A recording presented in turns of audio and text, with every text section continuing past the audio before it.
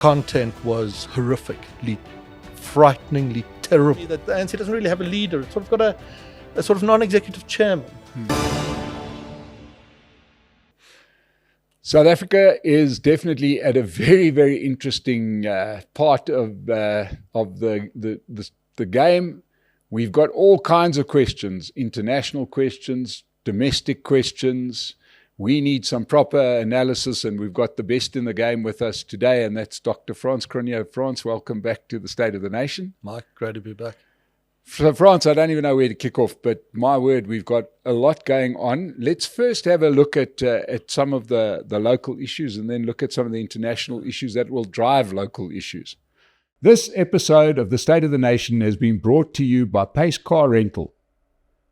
We would like to thank Pace Car Rental for sponsoring us, and we want you to support them by hiring your next car through Pace.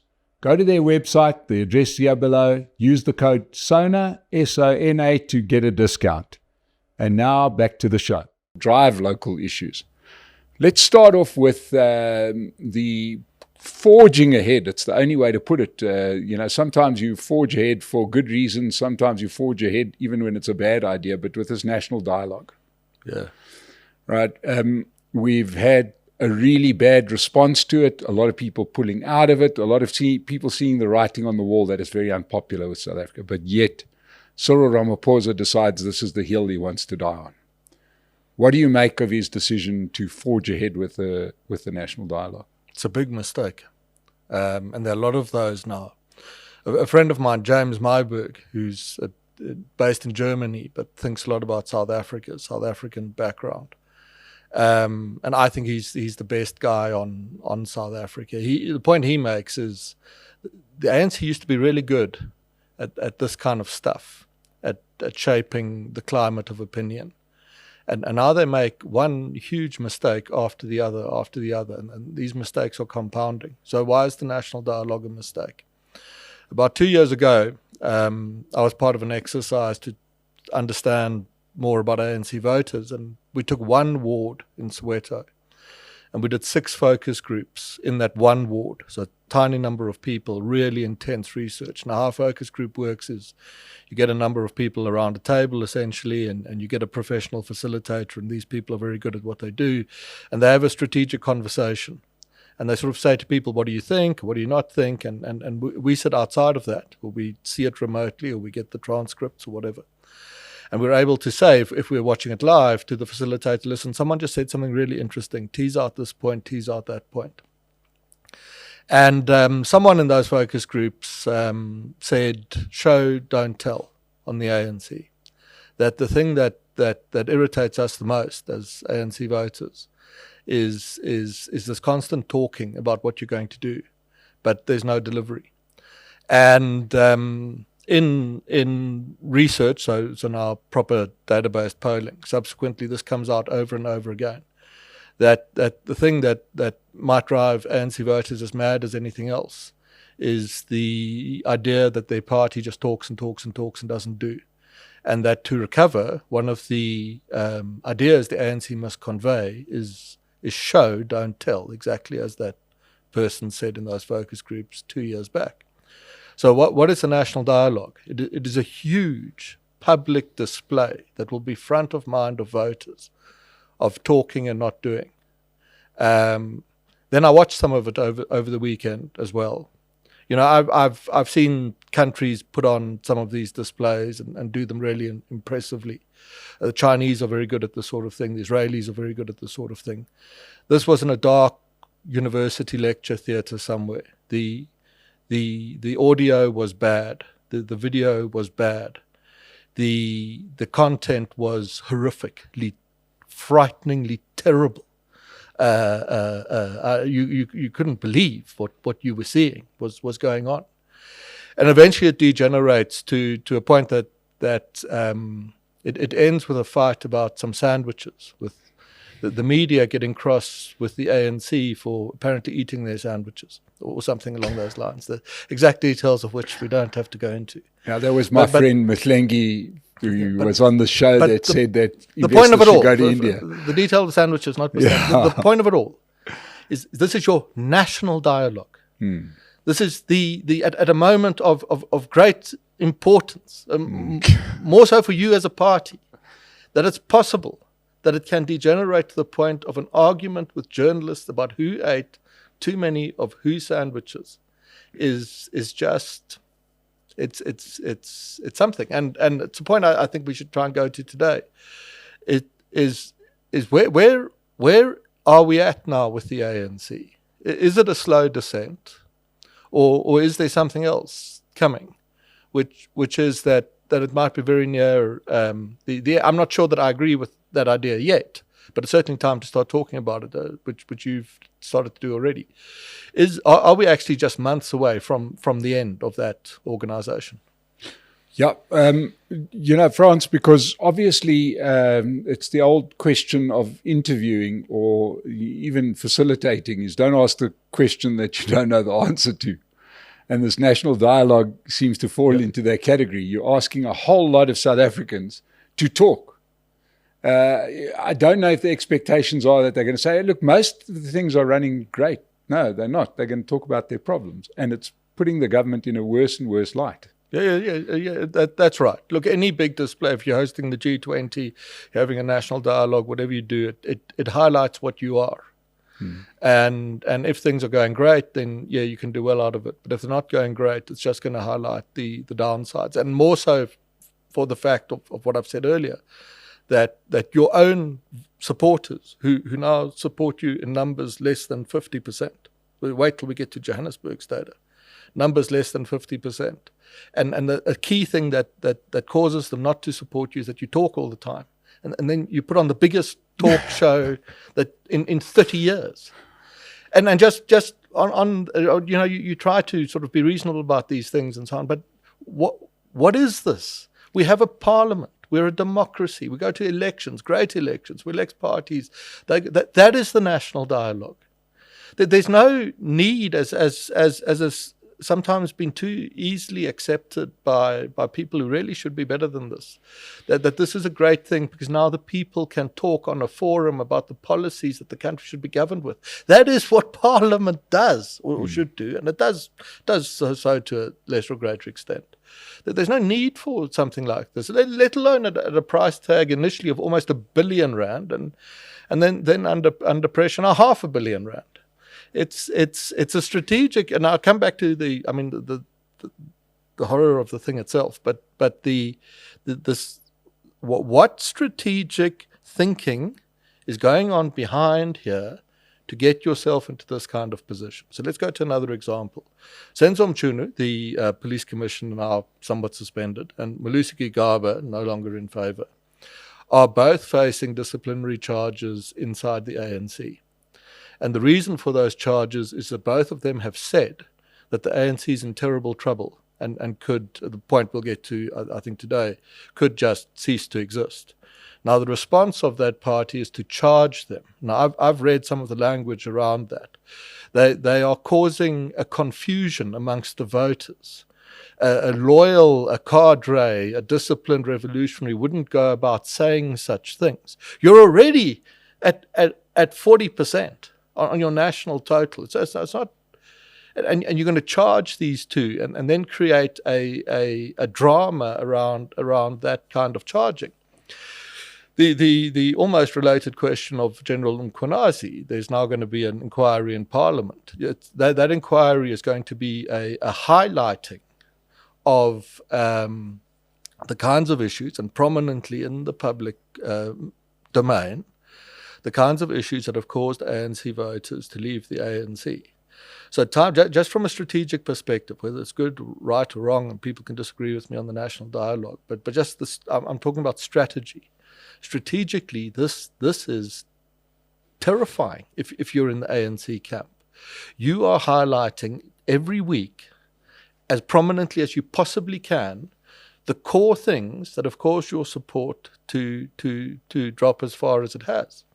Then, just as an aside, while I'm on a roll, a chap came to see me who'd be well placed to know these things, and said the most extraordinary thing that perhaps I've heard. He said to me that there are people, serious people, around the current kind of command structure of the ANC who seriously hold the view that the voters will soon realize the mistake they've made and what they've done to the ANC and what they've done to the country. And that by just sitting tight, it is a matter of time. And the voters will come back because they'll understand what they have brought about and what they have caused to the ANC. Now this is a serious person who said this. But when you look at the charging of Mr. Mchunu and Mr. Gigaba, when you look at the display of this dialogue, the dialogue is created by people who have absolutely no self-awareness of what's happening to their own organization. And from here we can sort of segue into the issue of is this sort of the late stage end of an organization where you almost get the sense that the leadership has become so divorced from the reality on the ground that the reality and the views of the leadership have very little in common with each other. And should that be the case, then I think it's fair to start to say, not just the ANC lose a little bit of support further, are we now reaching a point where within a very short period of time, it may end, essentially, certainly relative to what it once was. What you obviously analyze these things closely. Let's go there. You were talking about this idea as to whether the decline in the ANC is a drawn-out affair or a sudden affair. Perhaps if we were doing this a month ago, it would have seemed like a drawn-out affair. Is the money starting to tilt towards a sudden collapse? I don't know, but I think it's time to start thinking through this. So let's put some pieces of the puzzle together. ANC support has always been based on the extent to which it could improve the material circumstances of people. Now it's unable to do that, and the requisite reforms to do that again are not on the table at the moment. In Johannesburg, there's now data to show the ANC at 20% of the vote, fighting it out for third place with MK, with the DA at a multiple of that number, but not at 50. We go to a local government election next year, or let's say early 2027, we don't know yet. If the ANC goes in Gauteng to somewhere near 20%, secondly, if they lose large swathes of municipal districts across KZN, because remember, they haven't lost, they still hold those. That's a legacy. Those didn't go in the national election. But let's say they lose swathes of municipal districts. They've lost the Western Cape, that's gone. Gauteng, they go to 20%. They lose these municipal districts in KZN. What's left? It's Mpumalanga, northwest. Well, they've lost Mpumalanga already. Limpopo and parts of the Eastern Cape. You can't hold it together with that. That is the end. Then a year from that, Ramaphosa is going to resign. That's the end of him. And his favorability score, much diminished from its high point, is still a multiple of any of the likely candidates who might succeed him. So you then lose him. You then get into potentially a crippling leadership battle in the ANC between candidates, none of whom are at all compelling or have the ability or vision to turn the thing around. You match that with the fact that even under the present leadership, which is could be the best of the bunch, you're committing this weekly, horrific strategic mistakes. You play out that chain of events, and you'd be a pretty brave analyst actually to say that given that, no, we think these guys are going to hold on. Equally plausible is that they take this confluence of factors into the 2029 election, and after it they're gone. And a few years ago I saw Helen Ziller speak in Natal, and she made a really interesting speech because she said she can remember as a young, I think, journalist, activist, attending a gathering where John Vorster was due to speak. And she said when Vorster walked into the room, she said he had so much power, just projected that. It was like, and she said to think from where she was then to now, what has happened to those people? Where are they? That once sort of bestrode the world like these colossus. And there's nothing left. So the point is just very much this. Too soon to say. But the ANC is leaving it very late in the day. Tactically, they're compounding their errors almost on a weekly basis. And if this chain of events plays out as I've suggested, then at the very least, it's plausible, it's justified now to start to think, do they end after 2029? And I mean, they'll be around, but it will be a small party and not an important one at all. Frans, I want to play this out to the future of South Africa. Now, South Africa, let's say you could almost argue that the two things that have held South Africa together was pre-1994 apartheid and the union of South Africa as it was, which led to the Republic of South Africa, the old white South Africa, kind of held the concept of South Africa together. Then subsequent to that, it was this ANC liberation movement, all-encompassing movement that held the country together.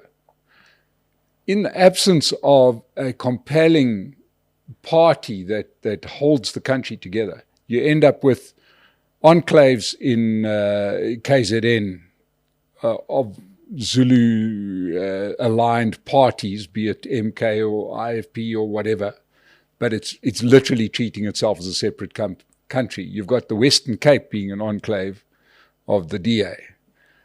You raised the point, and I've heard you say this before, about the balkanization of South Africa. Yeah.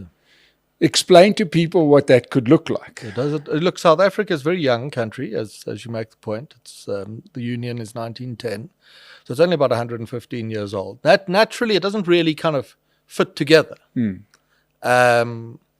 And it's held together historically by these very powerful kind of nationalist parties that govern it out of Pretoria, but have the ability to exert control. And when the first crew lost control, then the second crew was able to take over. That second crew, almost with the same gameplay. Yeah, that second crew is now losing control. But there isn't an obvious third crew. Yes, that's going to take a sort of nationalist movement, a powerful party of sort of powerful people who hold it together.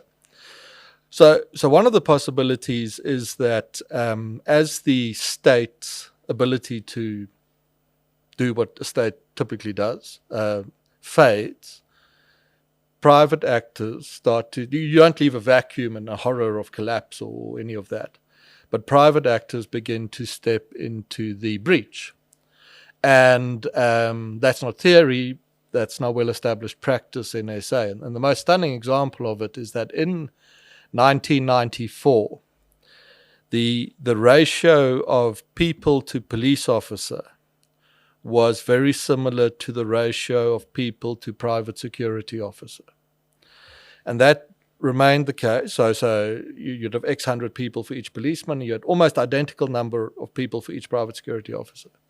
And that held together for a little bit, and then it started to break. And now it's broken completely. And it's broken to the point now that there are now the private security officer ratio is a multiple of that of the police ratio.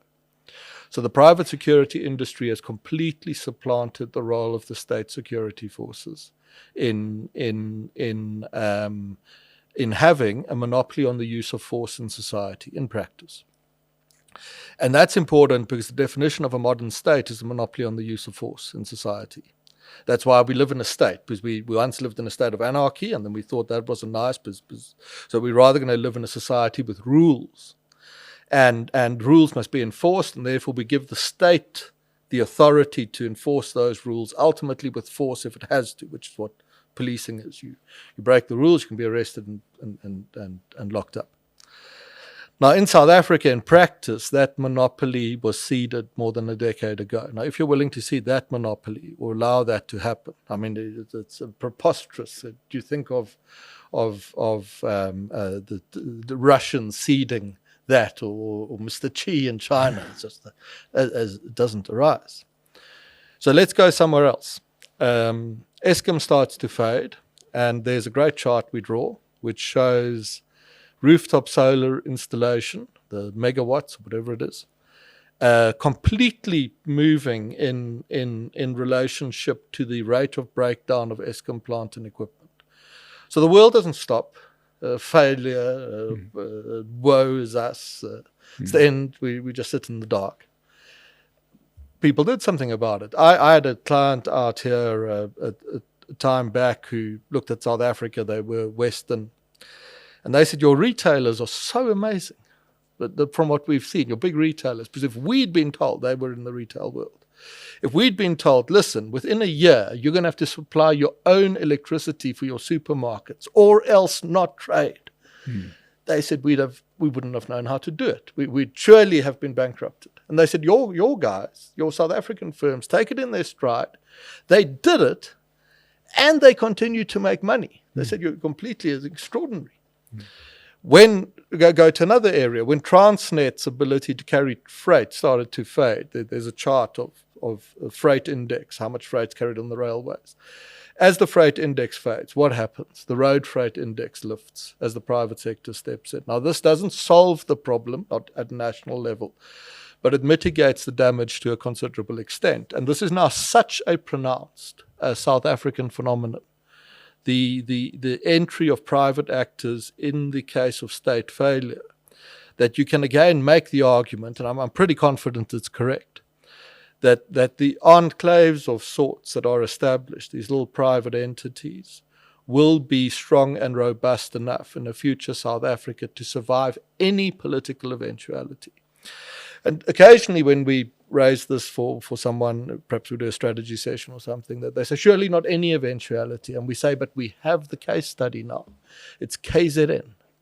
Now imagine we didn't know what had happened. And let's go back 10 or 15 years. You say to residents of KZN, let's say you've got a business in KZN. You say, what's going to happen to you is the following. First, there'll be a plague. You'll be shut down for almost 2 years. People won't be able to walk in the streets. Then you'll have floods. It'll wash it all away.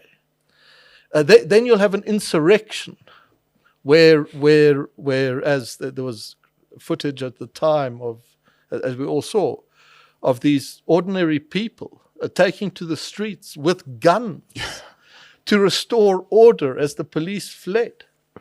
And now and again when I speak in KZN somewhere, north of Durban, sort of Mhlanga, and these amazing sort of developments that have happened there, and I say to the client, well, look out the window. What are you afraid of? What can possibly happen to you that means you won't be around? Because here you are. You went through all of that, and you ran out of electricity. You went through all of that, and look how well you're doing. Yeah, it wasn't hard. It wasn't easy. It was really hard. It was really stressful. It will remain that, but you're tough and robust. And if you're not in KZN, let's say you're looking out the window in Cape Town on these absolutely amazing vistas that are generally out the window of the client's office. You make the same point. You say, look to what are you as the elites in your narrow selves? We'll get to the question of the rest of society in a moment. What is it that you're saying is going to happen that you will not be able to survive here? Because you are a hell of a tough. The track record's very interesting. This is macro level private entry. So should the ANC not make it? Should the central state lose its authority to be the state, and to a greater extent than it already has, it's perfectly plausible to suggest that South Africa's relatively wealthy middle-class elites will continue to live in relative comfort. They'll be state-proofed. As far into the future as you could possibly imagine. And we worked, in fact, yesterday afternoon on a piece on this, and the the piece's conclusion is becoming, if you are already in the sort of comfortable South African relative elites, it doesn't really matter anymore what happens. It doesn't matter fundamentally what happens. If the GNU doesn't hold and the central state doesn't work, you'll probably still have the choice to live a pretty great life. Yeah. So it's not about you so much. If the central state works, you'll still live a very great life. So you're probably okay. But if you are outside of that, let's say you're in the bottom 80%, the consequences are very serious, because in the enclave future that then awaits, there will be very little prospect for you to escape the poverty and dependency that you live under. So the question then of the survival of and success of the GNU, or possible recovery of the ANC, or whatever it is, sort of comes down to sort of a moral question in some respects of its importance to liberate very poor people from the difficult lives that they live. But you could start to make the argument that regardless of what happens, it's not really a question anymore of what happens to the elite middle classes. And they are probably robust enough to withstand anything that's coming down the line, economically or politically, for the country. Because one of the real problems, maybe when you have a collapse of the central state, could be some of the institutions that would get dragged down with it. We've already seen the collapse of some of our institutions. Join us at our next State of the Nation breakfast on Thursday, the 4th of September, 2025, at the Tryst in Kramerville, Sandton.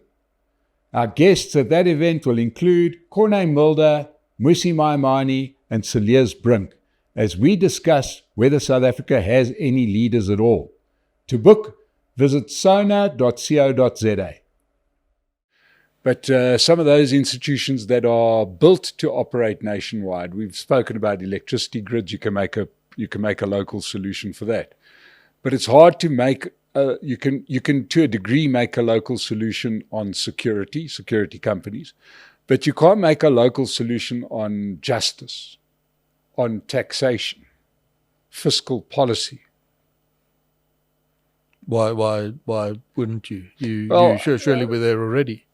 If you look at the example of these private estates that sort of sweep through the Southern Cape and sort of up onto the Eastern Cape frontier, these golf villages, lifestyle estates and the like, there's a degree of private taxation going on there. There's solutions have been struck. There's the scale. There's a story of Middelburg, the Eastern Cape Middelburg, I think, this week, where the government tried to build a road into the town, but failed, with the effect that the town was cut off, marooned from the people that would pass by it. They were going to Graafrenet instead to buy things. And a group of townsfolk, a couple of farmers apparently, took matters into their own hands and reopened the road, turned it back into a road, so that traffic could again enter the town through a main thoroughway to save the businesses that were on the brink of collapse. My thesis is this, that, there'll be challenges, but the thesis is there is no service or thing that the state provided that private actors in South Africa will not step into the breach to provide for themselves to a sufficient scale to allow South Africa's relative elites to maintain very high standards of living deep into the future, regardless of any domestic, economic, or political eventuality. That's the thesis that we're putting. Although I can see two real major problem areas. One is that some chap jumps into your private estate and you catch him in the act of stealing, right? Now there's no criminal justice system because it's kind of collapsed. Do you shoot him in the area? Because there's no police station that functions to take him to. So what I'm saying is that that's where you might start ending up with rampant crime. And then, of course, the other problem is is that if you have this collapse of the central state, you don't have a body, everybody stops paying tax in one form or another. A bit like we see some of these countries around us, places like Mozambique, Zim, who still pays taxes, right? And so the tax collection then, and of course the politicians are working purely on a bribery basis. So they're okay, they've got their money, but there's nobody to pay for those social services. And when you got the kind of numbers of poor people that we would have, that could create the problem. Well, what will happen? Let's take your questions one at a time. What happens if a burglar is caught in a private estate? Well, exactly what currently happens is the estate's security team will arrive and find the chap and take him away and leave him outside the estate. That's what will happen. On taxation, I'm saying, once off I can understand that. But if it starts happening at scale. It does happen at scale. I mean, I'd argue with you. Okay. It does. South Africa has high levels of criminality. It does happen at scale. And every time the estate security team catches a burglar, they will load him up and take him away. And if they have to do that twice a day, they'll do it twice a day. Remember, though, one thing. We've spoken about enclaves in the sense of how the relative, the top 10 or 20% will live. But they're not the only people living in enclaves. Everyone ends up living in enclaves. Ask the people that went to Phoenix. Traditional leaders will maintain their enclaves. The taxi industry, the construction mafias, it doesn't matter who it is. And then I'd answer the question. You say, well, what happens if there's criminality there? Well, exactly what does happen already, which is vigilantism. Very terrible. There's a lot of that. The data is actually horrific. If you are caught, you see what happens is it might be quite attractive to the sort of libertarians to say, oh, what he's saying is the central state will cease to exist. We'll live in some sort of libertarian utopia. Be careful about that because we'll no longer really be a democracy, and each enclave will be governed by an autocrat in practice. The body corporate is autocratic. And therefore, if you're one of the little people, you don't have power or money or political influence or whatever it takes, you're not born into a leadership position, you could easily be a victim of quite serious civil rights abuses, and that will start to happen. So it's not I don't think it's a future necessarily to aspire to, and I'm not suggesting we aspire to it. Instead, I'm saying that this is what will happen. On the question of taxation, you're still going to pay tax. I think that just your compliance is going to die. Well, you'll pay tax in as far as anyone pays tax, and South Africans pay quite a lot of it because the revenue service is quite efficient, and that will continue to cross-subsidize circumstances in society. And in fact, the critics of the enclaves, who of course all live in enclaves themselves, say that these are horrible bastions of elite sort of holdout. That is false. They are very, very good for society. Because what they mean in South Africa's case, because we're pioneering these kinds of things, is that if we get into real political trouble, we will have a serious shot at retaining our skilled middle class inside the country. Unlike other emerging markets ahead of us that got into deep political problems. Our middle classes won't have to run away with their money, physically depart the place. They'll move into a golf estate in George, and they'll give their money to their fund manager who will put it in America or wherever one might put it, Bitcoin or something maybe. And what that means is it's a really, really great thing that in one respect, in that it will allow South Africa to get past the political and economic crisis while keeping the skills and capital base, or much of it, in the country. Certainly more of it than would otherwise have been the case. And remember also, people who've sent their money offshore, as so many people have, returning it to onshore is as easy as sending it offshore. So it isn't actually gone. You only lose it once that person physically exits the country and builds a life abroad. Then they're unlikely to to return. So I think you in fact, my argument would be that you hold up the tax base to a surprising extent, given that even in a deep political crisis, you won't see the mass skills and capital and middle class flight that would have blighted societies 20 or 30 years ago, before this option to survive in an enclave future was as readily available as it is now to South Africa's middle class. France now, just moving on, because, let's go back to where we find ourselves at the moment. One of the problem areas bedeviling the ANC, and they seem to, what do they say about going bankrupt, right? Slowly at first and then quickly. The ANC's problem is they've lost power on one front, and the decline is now happening quite rapidly, because I'm always reminded of that old Star Trek vision, when he used to say, "Scott, what's happening?" And the ship was shaking, and he says, "I don't know if we can keep it together, sir." The ship's going to break in the middle of space. The ANC is taking hits on every front, and one of the big hits has come internationally, from largely inspired by President Donald Trump and his movements to call out the ANC. And this seems to have they seem to have been totally unprepared to operate in a global world where they're asked questions, where some of their actions are being questioned. Now, South Africa is giving out mixed messages.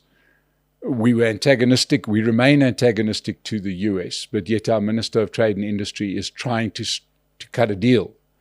We've seen a Minister of Defense end up in Iran saying very anti-Western things. We know that we've had your colleague Becky Mhlobo here talking about a potential deal that America could put on the table. Where does South Africa find itself in the international spectrum at the moment? Well, it's very similar to what I think we're seeing domestically, of strategic mistakes.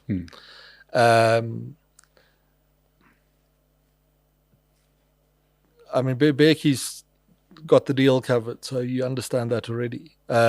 Just to say that if you haven't seen that part, the Americans desire a vast trade and investment deal with South Africa on a scale far beyond anything our Department of Trade and Industry can conceive, and in my understanding of it, are immensely frustrated at the resistance they get from the South African side when it comes to making this deal real.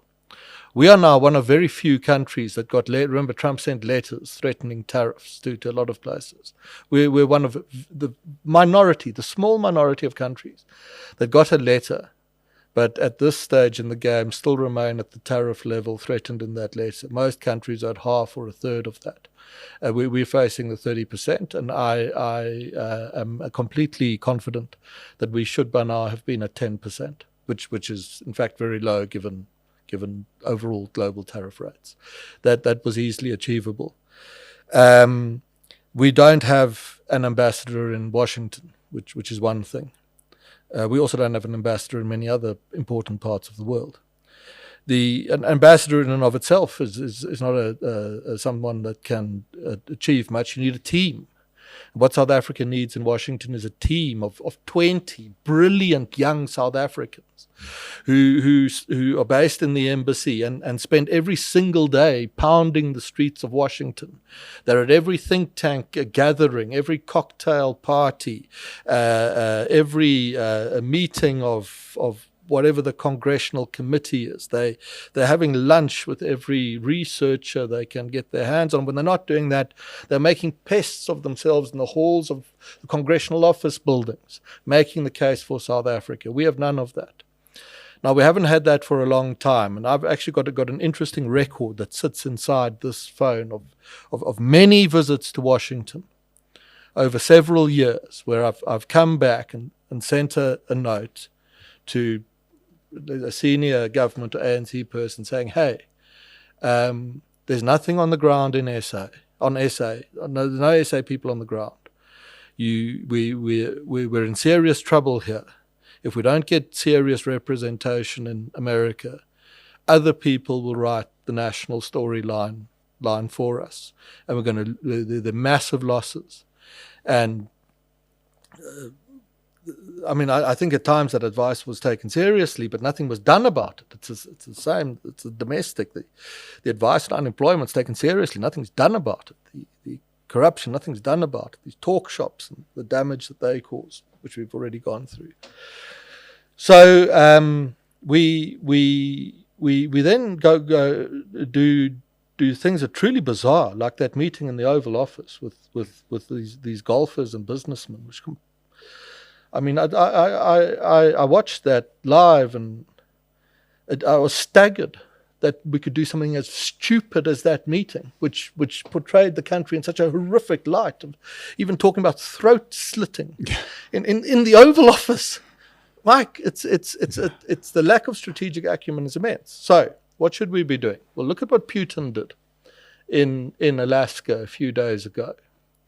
He goes to see Mr. Trump and he makes a speech, and you can read the speech on the Foreign Ministry website of Russia, which I recommend you do. It is excellent. Putin goes and finds common ground. He talks about the long history that Russia and America have shared in Alaska. He talks about going to the memorials of the Russian and American airmen who died together in pursuit of. He conjures up the Russia and the Allies and their history of common ground. He speaks of the need to reestablish that, the risks of not doing it. It is extremely well done. China will strike a good trade deal with the United States. That is certainly going to be the case. South Africa, is this lone kind of standout country that's driving a strangely hostile Modi at the BRICS summit. He's getting some uphill from the Americans, but the Indians will deal with that. Modi at the BRICS summit made excellent. This was a few weeks ago in Brazil. Made excellent comments, but the South African comments were of a nature, even at the BRICS summit, very close to what our general said in Tehran. And I don't know, Mike. There's no strategy. And let's make a very unusual point. The ANC is in such a lot of trouble and so desperately needs an economic recovery to save itself politically, because that's really the only thing that will. And the Trump administration is so keen on striking a massive trade and investment deal, not blueberries and pork like the DTI talks about, reinvigorating the steel industry. That's the scale of it. That you could raise the argument that if the ANC wishes to survive and avoid the collapse that might be waiting for it,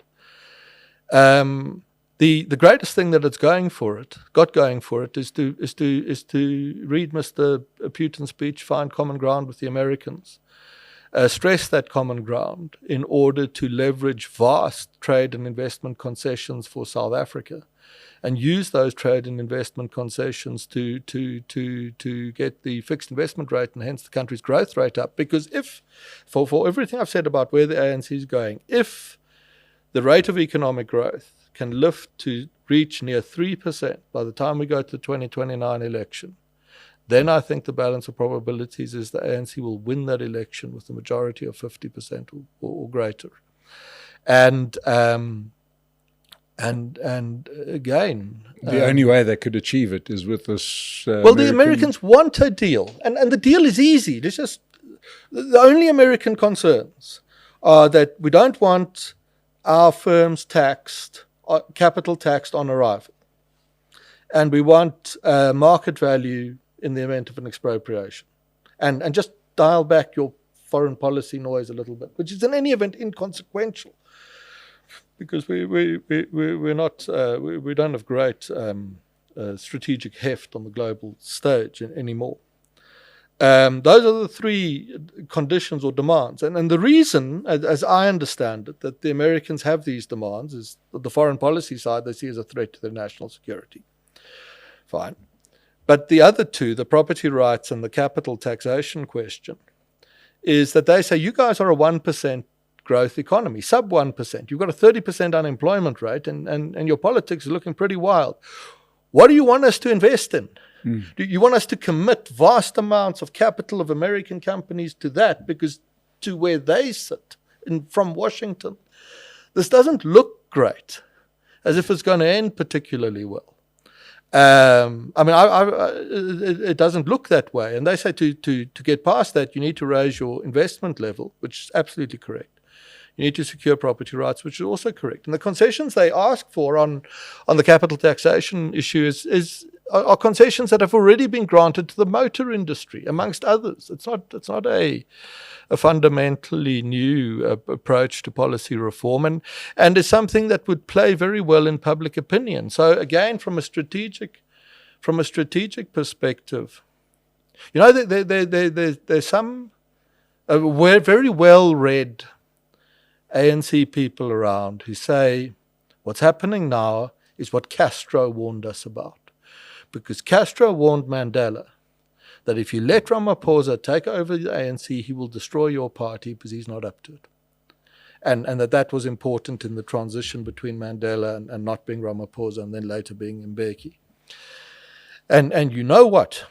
As this conversation sort of, you see the greater whole of it, you think about that warning, that the strategic acumen, in the end, the ANC's problem, it can be reduced to many things, but fundamentally, the lack of strategic acumen in what might have been its final years is actually for people who read the ANC closely or studied it, actually quite surprising. It used to be very good at this stuff and it's throwing it away. Do you see anybody in the ANC that has strategic acumen? Yes, one-on-one, certainly, undoubtedly, there are people there. They are, and it's quite heartening even, because the collapse of a lot of people around who, if the ANC collapses, the instinct would be, thank goodness it's good riddance, end of them. But as I always say to someone who would say that seriously is well, with what will you replace it when it's gone? And if you can't answer that question, you really have no business trying to bring it to an end, and unless you welcome the enclave future, which for the okay off people will be fine, but for the poor will be very terrible. So you do find people absolutely on a one-on-one basis, and then you can have quite a constructive conversation, and everything could be, you find common ground on every single thing I've said. Go and do this huge deal with the Americans, starting with energy, and then do the steel, and then the infrastructure, and get the investment rate up. And just dial back some of the foreign policy rhetoric. You get that. And then what happens is that person goes back inside the ANC, and it dies.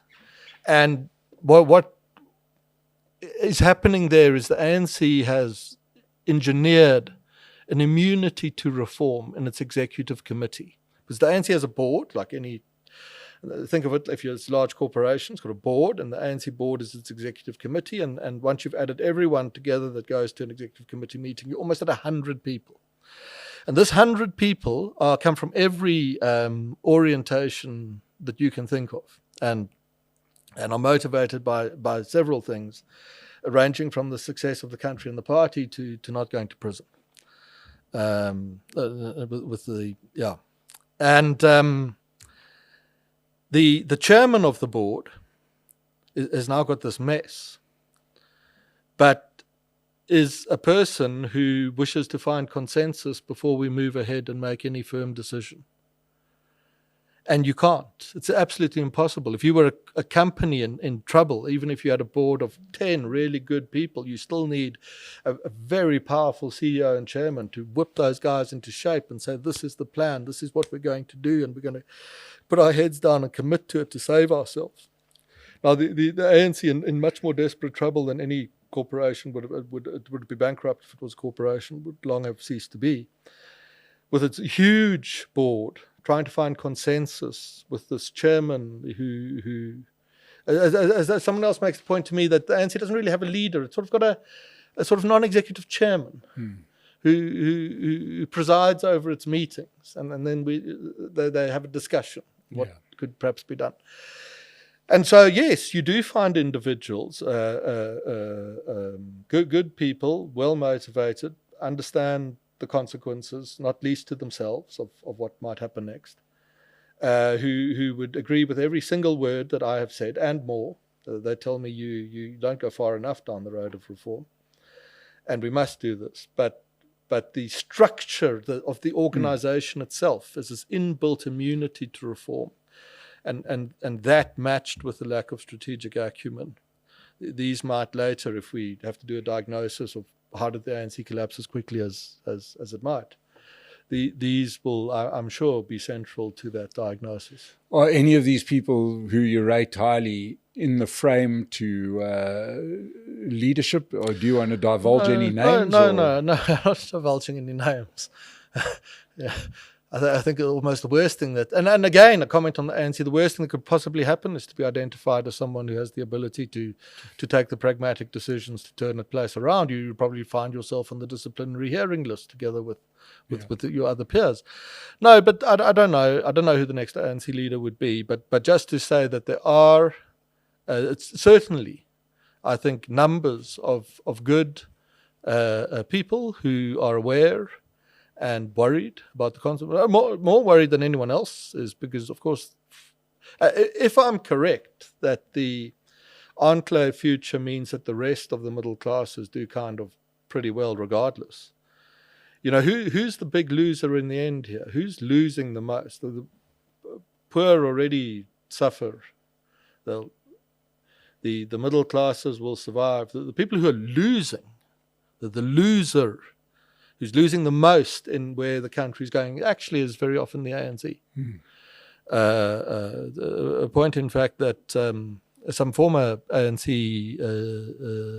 leadership figures now make is that if you look around society, you know, you go to a shopping mall, or I don't know, a golf estate or large commercial farm, people seem to be successful enough given the circumstances. They're not losing. The ANC's losing. And just lastly, on the strategic incoherence that we've got on the global scene, this deal that we speak of with the US, is it safe to say that none of the countries that the ANC is currently cozying up to or trying to impress with their foreign policy is lining up to do a similar deal? So Iran's not lining up to invest here, or Russia, or even China. I think it's very difficult to be successful without having very strong relations with the United States. And then they may stand up to invest here to a degree, but no, I don't think they have the reach or firepower of the United States. And it's not a choice. I mean, this is another strategic mistake the ANC makes, that there's a choice. Either we must be vociferously anti-Western or vociferously pro-Western. You should be neither. You should have a national interest, and you should play the great powers off against each other by saying, this is what we want out of this is what we can offer, this is what we want out of the relationship, and how can we find common ground? And again, go and, well, whatever you think of Putin and the Russians and so on, and, you know, I'm more open to them than I suppose most other analysts are. Go and read his speech and just think, if that had been, had you had in the Oval Office Ramaphosa alone, without an entire delegation, and had he said something similar, only that, nothing else, and we hadn't ended up thanking the Americans for their support during the war in Angola and what everything else that happened there, and the throat slitting, which really was the most astonishing thing to say. Had we delivered that and then gone with it, not talking about blueberries and pork, because the people who will agree on whether South Africa is at 30% tariffs or not would not be aware whether the countries trade blueberries between each other. They'd be aware of other things.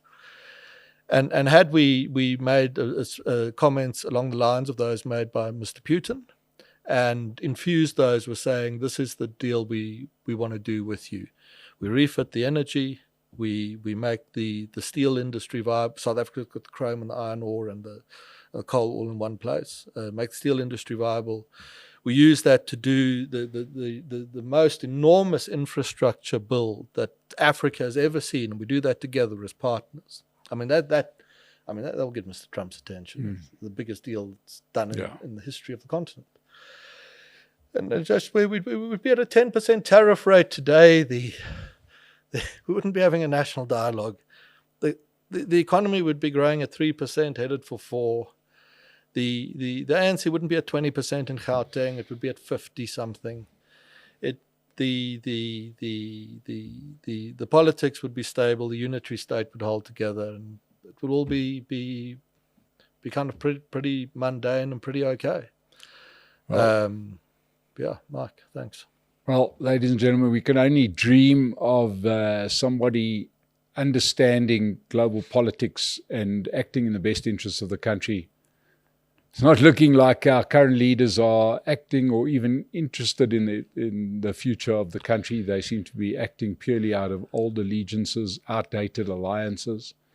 But today you have heard from one of the best, having a strategic look at South Africa and our place in the world, and it comes at the absolute perfect time. Frans Cronje, thank you so much for sharing your insights with us.